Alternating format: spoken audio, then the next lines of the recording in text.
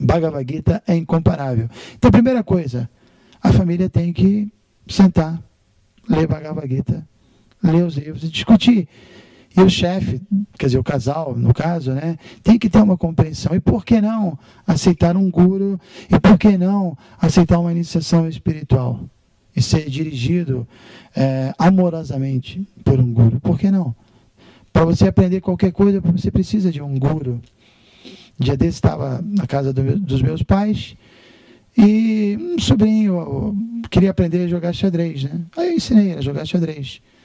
Então, um tabuleiro com algumas peças, uma coisa mais simples. E ninguém vai aprender a jogar xadrez sozinho.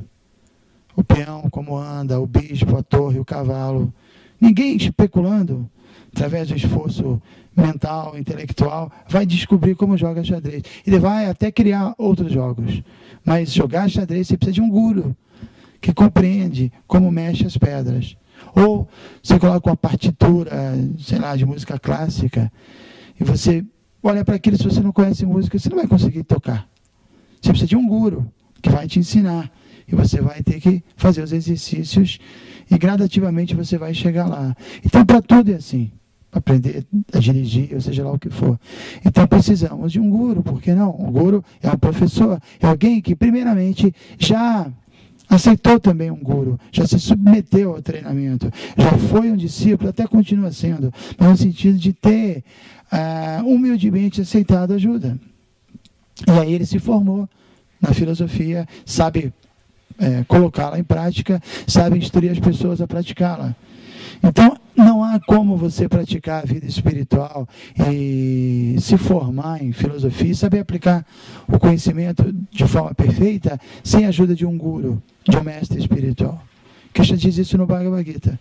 Agora, infelizmente, no Ocidente, criou-se uma impressão errada dos gurus. Por quê? Porque muitos gurus vieram da Índia e adotaram uma postura falsa. Uma postura de exploradores, na verdade. Podemos dizer assim, farsantes mesmo. E não como representantes de Deus. Inclusive, o nome farsante, relacionado com a palavra guru, não é muito bem aplicável. Eu vou explicar por quê. Uma vez perguntaram para Prabhupada, nosso mestre espiritual, sobre os gurus farsantes. Aí ele deu risada. Ele falou, não existem gurus farsantes. O que existem são gurus ou farsantes. Porque ele explicou que a palavra guru significa representante de Deus. E se ele representa a Deus, ele não pode ser farsante. E se ele é farsante, ele não pode ser guru. Então, só a força de expressão você usa o termo guru farsante. Mas um guru, ele é um representante de Deus. É a pessoa que, além de ter o conhecimento prático, utiliza o conhecimento não para seu autoengrandecimento ou para explorar as pessoas, mas conectá-las a Deus, para fazê-las cumprir o propósito da vida, que é se conectar a Deus ou servir a Deus.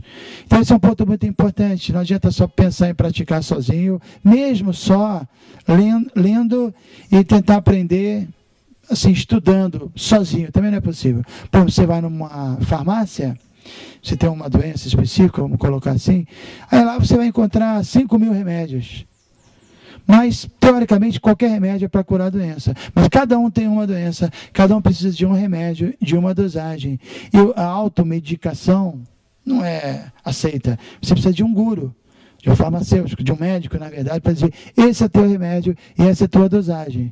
E se a pessoa começa a estudar os livros, começa a especular filosoficamente, vai encontrar um monte de remédio e ela vai escolher o remédio mais doce, o que ela mais se interessa, e na dosagem que ela quer.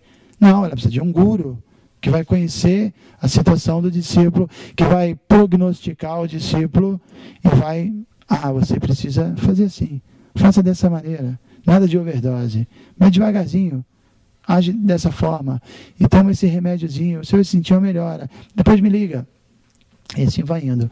Então é importante aceitar a ajuda de alguém que já se submeteu a um treinamento, de um guru, que já superou certos obstáculos e que conhece o caminho das pedras. Então esse é o ponto que marca mesmo o início com muita base da vida espiritual.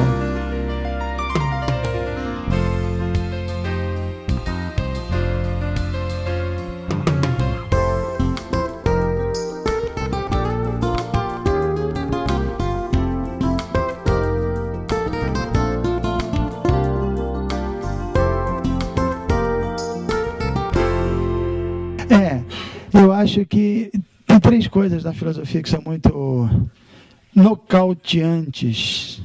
A filosofia, o cantar dos mantras e a prachada, que é o alimento espiritual, né?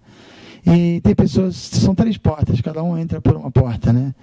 Mas eu volto a falar sobre o conhecimento, que eu acredito que é o mais importante, mas também o cantar do mantra, né? O cantar do mantra realmente abre as portas, ele dá um tipo de inteligência diferente. O Bhagavad Gita fala sobre isso. Teshan satata yuktanam bhajatam priti purvakam dadami buddhi yogantam yanamam payanti te.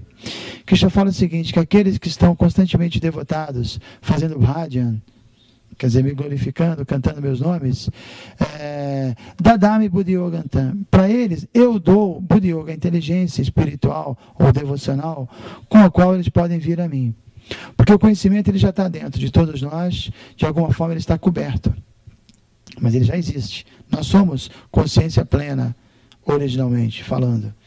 Então o cantar ele remove essa cobertura e esse conhecimento que já existe dentro de você, ele desperta, né? E tem essa característica, essa inteligência devocional. Tem muitos tipos de inteligência, né? Ficou famosa a inteligência emocional. Então tem a inteligência devocional. A pessoa perceber as coisas em consciência de Deus. Isso é a inteligência mais elevada que já existe dentro de nós, que está adormecida e precisa ser revivida. E o cantar, certamente, ele tem essa característica.